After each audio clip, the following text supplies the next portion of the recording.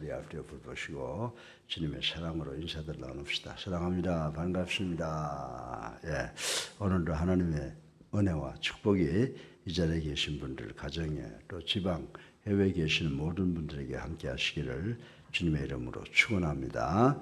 예, 우리가 기독교가 다른 종교와 탁월하게 다르다라고 하는 것은 삼위일체의 신학이라고 말씀을 드릴 수가 있습니다.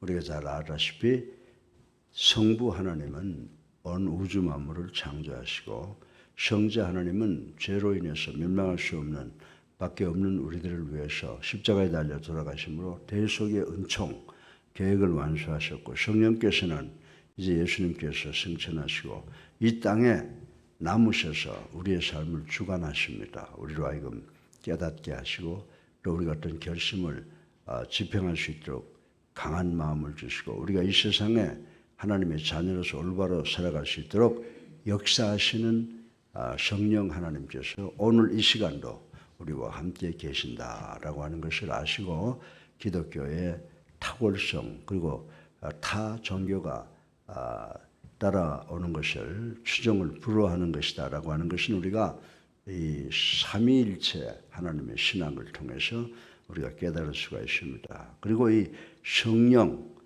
지금 살아있는 신이 없지 않습니까? 그러나 우리 기독교에만 살아 계셔서 우리의 삶을 주관하시는 삼위 하나님께서, 성령께서 우리와 함께 하셔서 이 어렵고 힘든 세상을 잘 살아갈 수 있도록 우리를 지도하시고 편달하시고 교육하시는 그런 하나님이라고 하는 것을 깨달아야 되는데, 우리가 성령이라고 하는 말은 자주 하지만 실제로 성령에 대해서 잘 알지 못합니다. 그래서 오늘 이 사도행전 2장 1절부터 41절까지고 여러 군데 말씀을 종합해서 여러분들에게 말씀을 드릴 텐데, 성령과 성령 강림이 무엇인가라고 하는 것을 깨닫고 짧은 시간에 성령에 대해서 여러분들이 잘 이해하셔서 어렵고 힘든 세상에서 성령께 의지함으로 승리하는 우리가 되기를 주님의 이름으로 축원합니다. 예, 여러분들 요한복음 14장 16절 그리고 다른 신구약 성경에 보게 되면 성령께서 오시리라고 하는 것을 예언을 하셨습니다. 그런데 특별히 요한복음 14장과 16절에 보면 예수님께서 제자들에게 성령이 오시리라 라고 하는 것을 미리 약속을 하셨다라고 하는 것을 우리가 알 수가 있습니다. 그리고 구약 성경에 보게 되면 성령의 강림은 요엘서에 요엘 선지자가 예언한 것에 대한 성취라고 말씀을 드려도 하나도 틀림이 없습니다. 예수님께서 승천하신 후 제자들과 다른 사람들은 일주일가량 다락방에 모여서 약속된 성령을 기다렸다라고 하는 것을 우리는 신약 사복음서를 통해서 알 수가 있습니다. 그들은 단순히 예수님께서 성령이 오신다고 했는데 라고 기다리기만 한 것이 아니라 마음속에 그 말씀을 믿고 온 사람들이 같이 하여 기도에 전념했다라고 하는 것이 사도행전 1장 14절에 기록되어 있는 것을 우리는 볼 수가 있습니다. 그 믿고 기도하는 그 결과에 따라서 그들에게 성령이 임했습니다. 그들은 성령 세례를 받았다라고 하는 거예요. 다시 말해서 성령 충만함을 받았다라고 하는 건데, 우리 성경에 보게 되면 어느 때 성령을 받느냐? 초대교회 때는 성령 강림 때 받았지만은 초대교회 이후에는 우리가 예수를 구주로 살아계신 하나님의 아들로 믿고 영접하고 세례받을 때 죄가 용서함 받고 성령을 선물로 받게 된다고 성경은 우리들에게 가르쳐 주고 있습니다. 따라서 오늘 이 자리에 모이신 여러분 모두는 성령 충만함을 받은 사람인 줄로 믿으시기 바랍니다. 그래서 여러분들이 세상 살아나가면서 여러분 자신과 성령의 싸움이 항상 일어나고 있는 거예요. 만약 내가 인간적인 그런 천성을 부리고 있으면 성령에게 진 거죠. 그렇게 될 때마다 우리가 십자가에 달린 예수님을 바라보고 주님이 말하고 주님이 생각하고 주님이 행동하신 것처럼 하고 내 자신을 참고 할 때 성령이 나와 싸우면서 이겼다라고 말씀을 드려도 과언이 아니라고 말씀을 드립니다. 저도 성령께서 가르치신 대로 예수님께서 원하시는 대로 했으면 좋겠다라고 하는 그런 걸 늘 기도하지만 깨질 때가 한두 번이 아니죠. 그래서 우리는 성령의 도움에 절대 순종하는 우리 예수님교회 성도님들 되시기를 주님의 이름으로 축원합니다. 성령 강림의 사건은 제자들의 삶에 있어서 분수령이었다라고 하는 것입니다. 그들의 삶이 뒤집히는 계기가 되었습니다. 그들은 예수를 믿었지만 예수를 따랐지만 성자 하나님 옆에 있었지만은 자신들이 그대로 살아 있었어요. 그런데 성령이 임하신 다음에 이전과는 완전히 다른 모습으로 나타나게 되었다라고 하는 것입니다. 이러한 제자들의 변화를 본문의 말씀을 통해서 네 가지로 간단하게 말씀을 제가 드리겠습니다. 성령인 강림의 결과는 뭐냐? 우리 교회에 방언하시는 분들 많이 계시잖아요. 첫째로 방언을 예로 들 수가 있습니다. 여러분들 이 장로교 같은 데서는 순수 장로교는 방언하고는 못하게 해요. 말씀 위에는 다른 게 있을 수가 없어요. 근데 그 말씀 속에 방언이 있다 이 말입니다. 근데 우리가 그 어떤 건 되고 어떤 건 안 되고 그렇게 결정할 수가 없어요. 그래서 성령 강림의 첫 번째 결과는 뭐냐? 방언이라고 저는 말씀을 드리고 싶은 것입니다. 누가 성령 강림의 현상을 묘사함에 있어서 가장 먼저 언급했는데 그 사람이 바로 누가라고 하는 것입니다. 그리고 바울 선생은 성령의 은사를 나열하면서 방언 통역과 함께 마지막에 언급하고 있는 것을 고린도전서 12장 10절을 통해서 알 수가 있습니다. 그래서 어떤 사람들은 성령 받은 증거로서 반드시 방언을 해야 된다라고 주장을 하고 있습니다. 그런데 그건 너무 지나친 말이고요. 우리가 본문 방언과 고린도전서 12장에 언급된 방언은 엄격한 의미에서 다르다라고 하는 것입니다. 그래서 어떤 사람들은 방언 못 받았는데 또 방언 받은 사람이 받지 못한 다른 은사를 받은 사람들이 우리 교회 안에 많이 있다라고 하는 것입니다. 본문에서 방언은 각 나라 말을 가리키고 있습니다. 그러나 고린도전서 12장 10절의 방언은 어떤 나라의 말이라고 하기보다는 세상 사람들이 결코 알아들을 수 없는 방언이었다라고 하는 거예요. 그것은 바로 자기 혼자만이 알 수 있는 하나님과의 대화라고 생각을 하는데 그것은 고린도전서 14장 23절에 나와 있습니다. 그리고 성경의 다른 곳에서 오순절 성령 강림 때의 방언과 같은 방언에 대해 전혀 언급되어 있지 않다는 사실을 우리는 알아야 된다라고 하는 것입니다. 본문의 방언은 예루살렘에 있던 모든 사람에게 증거의 기능을 가지고 있었으며 또한 11절에 보면 하나님의 큰 일을 보여주는 기능을 가지고 있었다라고 이렇게 말씀을 하고 있습니다. 그렇기 때문에 본문의 방언은 오순절 당시에 독특한 것이었다 이렇게 생각을 할 수가 있고요. 그때는 외국어라고 말씀드릴 수가 있어요. 각처에서 온 사람들이 다 들었는데 하늘에서 말씀이 떨어졌는데 모두가 다 자기 나라의 말로 받아들이게 돼서 외국어 방언을 이야기하는 것이다 이렇게 말씀을 드릴 수가 있습니다. 제자들에게는 이 방언이 약속된 성령이 임한 증거가 되었고 이 방언을 듣는 사람에게는 하나님께서 살아계시는 증거가 되었다 이렇게 말씀을 하고 있습니다. 그래서 방언하는 사람은 우리가 방언하는 사람을 존경하고 또 방언하는 사람은 또 다른 사람이 가지고 있는 은사를 존경할 줄 아는 그런 교회가 될 때 하나님께서 살아계시는 증거가 나타나는 교회라고 말씀을 드릴 수가 있습니다. 우리 교회가 그런 교회인 줄로 믿으시기 바랍니다. 두 번째로 성령 강림의 두 번째 결과는요. 영적 깨달음이 있어요.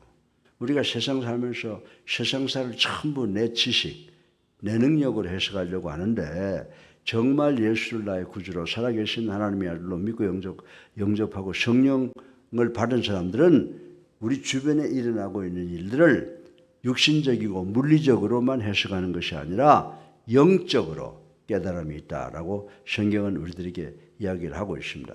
여러분이 요한복음 14장 26절에 보면 영적 깨달음에 대한 것은 예수님께서 성령의 사역에 대해서 말씀하실 때 이미 예언하신 것이다. 예수님이 말씀하신 것이다 라고 저는 말씀을 드릴 수가 있습니다. 이전에 제자들은 예수님께서 교훈하신 바를 잘 이해하지 못했습니다. 그러나 성령이 임하심으로써 제자들은 이거 우리 주님이 말씀하신 거구나 라고 그때 비로소 영적인 비밀에 대해서 깨달음을 얻게 되고 살아계신 하나님의 아들이시다라고 하는 믿음이 더욱 강해졌다라고 하는 것입니다. 베드로가 설교 내용 중에서 구약 성경을 인용하여 담대히 전할 수 있었던 것은 바로 영적 깨달음이었다라고 하는 것입니다. 베드로가 불황무식한 사람인데 어떻게 구약 성경을 알 수 있겠어요? 근데 자기가 구약 성경을 유창하게 말하면서 가리키면서 느낀 것이 이것이 바로 영적 깨달음이구나 라고 베드로가 느꼈다라고 하는 것입니다. 무식한 어부에 지나지 않던 베드로, 그런 그가 의심하고 조롱하는 자들 앞에서 한 설교는 매우 논리적이면서도 힘이 있어 듣는 사람들의 마음을 감동케 했다. 이렇게 성경에 기록이 되어 있지 않습니까? 사랑하는 예수님께 성도 여러분, 특별히 우리 새벽기도에 나오신 여러분, 이런 성령의 사역이 여러분들 마음속에 불같이 일어나셔서 21세기의 사도와 같은 그런 그리스도인들이 되시기를 주님의 이름으로 축원합니다. 이러한 성령의 사역이 있기 때문에 무식한 사람도 깨달음을 얻어 하나님을 찬양할 수가 있는 것입니다. 무식한 나 같은 이강평이가 여러분들에게 말씀을 전할 수 있게 되었다라고 하는 것입니다. 이것이 또 한 우리 기독교의 특성이라고 하는 것을 아시고 정말 우리가 방언을 받고 영적 깨달음을 받은 것에 대해서 감사하는 우리 모두가 되시기를 주님의 이름으로 축원합니다. 세 번째로 성령 강림의 결과는 용기가 생겨난다는 거예요. 여러분 한번 가슴에 손을 얹고 생각해 보세요. 방언 받으셨죠? 예? 그 다음에 영적 깨달음이 있죠. 어디 가서든지 예수 그리스도를 전할 용기가 있는데 성령 안 받으면 그런 말 못해요. 부끄러워서요. 예수님께 마가복음 14장 50절에 보면 예수님께서 잡히던 날 밤에 제자들 모두 도망해버렸다라고 하는 것을 우린 잘 알고 있습니다. 특히 베드로는 주님을 배반하지 않겠다고 호언장담했으나 3번이나 부인했던 것을 우린 잘 알고 있습니다. 이미 제자들은 예수를 추종했다는 이유로 사내들인에 끌려가게 되는 것을 두려워했을 것이라고 생각할 수가 있습니다.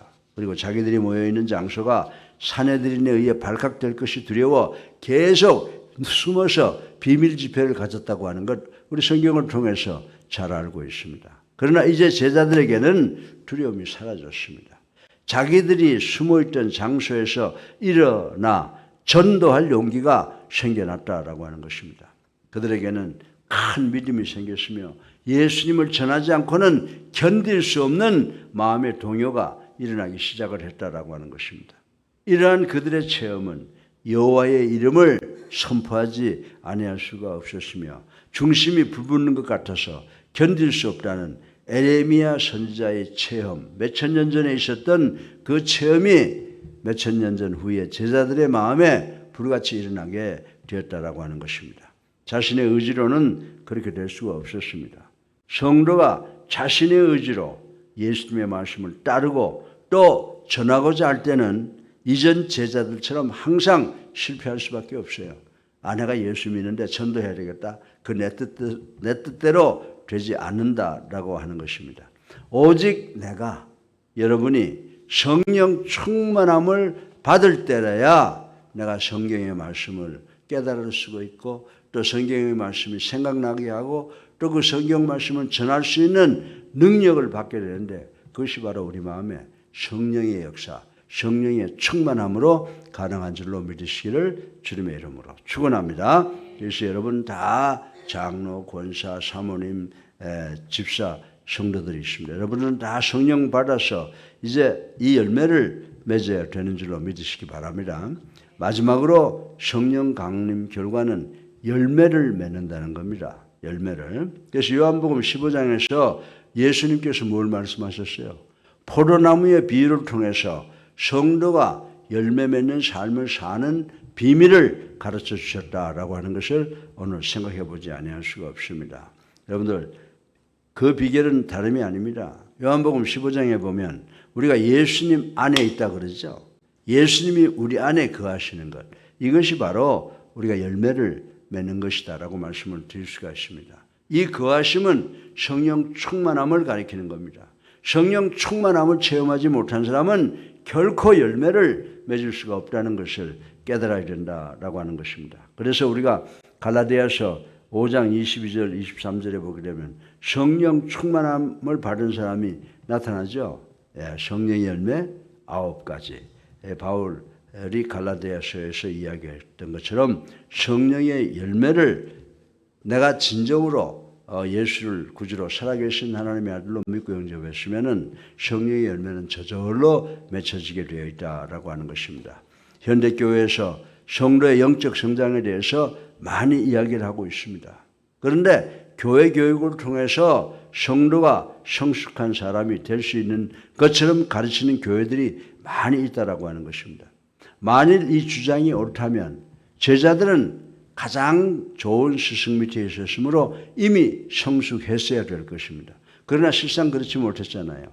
세계적인 오직 하나님이신 그 스승을 모시고 있으면서도 그들은 성령을 선물로 받지 못했다라고 하는 것입니다. 왜 그렇습니까? 그들은 성령 충만을 체험하지 못했기 때문입니다. 성령 충만함이 있는 곳에 신앙의 성숙함이 있습니다. 그렇다고 해서 제가 교육을 무시하는 것은 아닙니다. 3년 동안에 예수께서 제자들을 가르치지 않으셨다면 제자들에게 성령 충만이 있을 수가 없다라고 하는 것입니다. 또 나아가서 열매 맺는 일도 없었을 것이라고 말씀을 드릴 수가 있습니다. 따라서 교육만을 고집하거나 성령 충만을 강조하는 것은 잘못된 가르침이라고 말씀을 드릴 수가 있습니다. 성도 개개인이나 교회가 성숙하고 열매를 맺기 위해서는 교육과 더불어 예수를 나의 구주로 살아계신 하나님의 아들로 믿고 영접하는 사건 이 두 가지가 병행이 되어야 된다라고 하는 사실을 우리는 깨달아야 됩니다. 사랑하는 우리 예수님께 성도 여러분, 지금까지 여러분은 성령 받기 이전의 제자들처럼 실패하는 삶을 살아오시진 않으셨습니까? 전도하고 싶은 마음은 있으나 무엇을 내용으로 전해야 될지 어떻게 전도해야 할지 알 수 없었을 뿐 아니라 전도할 용기조차 생기지 않아 신앙의 회의를 느껴본 적은 없으십니까? 아직도 예수 믿는 재미가 무엇인지 모르고 신앙생활을 해오시진 않았습니까? 오순절날 성령의 충만함을 받아 세상을 삼킬 듯한 기세로 거침없이 살아가는 사도들의 삶이 부럽게 느껴지시면 이제부터 열심히 성경 공부하시고 성령 충만을 구하시는 기도하시면 그 역사가 우리들 삶 속에서도 일어나는 줄로 믿으시기를 주님의 이름으로 축원합니다. 그리고 이전에 성령 충만을 체험했으나 낭만 중에 있는 성도들 실망하실 필요가 없습니다. 성령 충만은요, 여러분들 성령 받으세요. 성령 받으세요. 성령은 한번 우리 마음속에 들어오면 그냥 있는 거예요. 그런데 때로는 성령의 역사가 강해지고 또 때로는 성령의 역사가 약해질 적이 우리들의 마음속에 있다라고 하는 것입니다. 그래서 성령 충만은 똑같은 레벨로 기계적으로 지속적인 것이 아닙니다. 죄와 더불어 사는 동안에 우리 심령이 무뎌져서 충만이 약해질 수도 있다라고 하는 것입니다. 낙심에서 벗어나 하나님께 그동안의 삶을 회개하시면 다시 성령 충만을 구하시면 성령 충만을 경험하게 되는 줄로 믿으시기 바랍니다. 후하게 해주시는 하나님께서 우리 자신에게 구하는 성도들에게 성령 충만을 주셔서 이 세상이 감당할 수 없는 우리 예수 그리스도의 십자가의 군병 되게 하시는 줄로 믿으시기를 주님의 이름으로 축원합니다. 성령 충만의 결과가 몇 가지라고 그랬어요? 4가지. 첫 번째, 방언을 한다. 두 번째, 영적 깨달음이 있다. 세 번째, 용기를 주신다. 네 번째, 열매를 받습니다. 그래서 우리가 딱 보면 우리 고기복 장로님, 저분 전문 사람인데 벌써 장로가 됐어. 우리 권사님, 우리 목사님, 사모님, 이렇게 다 남들이 보면 다 알 수 있다는 겁니다. 그래서 우리 모두 성령 받은 성도인 줄로 믿으시기 바랍니다. 그래서 방언을 받았습니다. 영적 깨달음이 있습니다. 용기를 얻었습니다. 열매를 얻었습니다. 이렇게 마음의 자신을 가지고 정말 예수 그리스도의 전하는 십자가 군병으로 주님께로부터 칭찬받는 여러분 모두가 되시기를 주님의 이름으로 축원합니다. 신뢰 많으신 아버지, 찬양과 영광과 존귀를 올리고 회개하고 주님 십자가 사랑 감사합니다. 아버지 하나님, 오늘 특별히 성령 충만의 결과를 공부했습니다. 방언을 받았습니다. 영적 깨달음을 얻었습니다. 용기를 얻었습니다. 열매를 맺었습니다. 이것을 반드시 기억하셔서 우리가 이 세상에서 사는 동안 예수 그리스도를 전하는 십자가 군병으로 승리하는 저희들 되게 하여 주시옵소서. 예수 그리스도 이름으로 감사하며 기도드렸사옵나이다. 아멘. 185장 찬송 한 장 부르시고 기도하는 시간.